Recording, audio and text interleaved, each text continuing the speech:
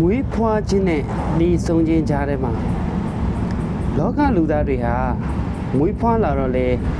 အငုံနဲ့စကြတယ်ဒီဆုံးတော့လေအငုံနဲ့အဆုံးသက်ကြရတယ်ဒါတယ်မဲလားဆိုတော့မဟုတ်သေးပြန်တချို့သောလူတွေဟာမွေးဖွားခြင်းနဲ့ဒီဆုံးခြင်းရဲ့ကြားကာလမှာအငိုတွေနဲ့တည်းမဟုတ်ပဲ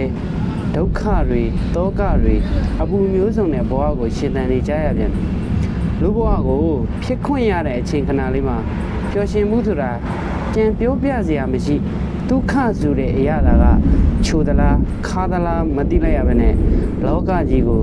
လက်ပြနှုတ်ဆက်ပြီးတော့အပီးထွက်ခွာသွားခဲ့ကြတဲ့သူတွေလည်းအများကြီးပါပဲ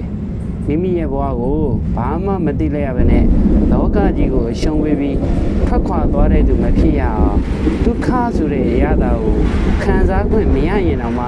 ပျော်ရွှင်ခြင်းဆိုတဲ့အနှစ်သာရကိုခံစားခွင့်ရအောင်ပြန်ပြောလို့ရအောင်မွေးဖွားခြင်းနဲ့နေဆုံးခြင်းကြားထဲမှာရရှိအောင်ကြိုးစားလိုက်ပါအရှင်သာဝနာရှိကုန်ပြီ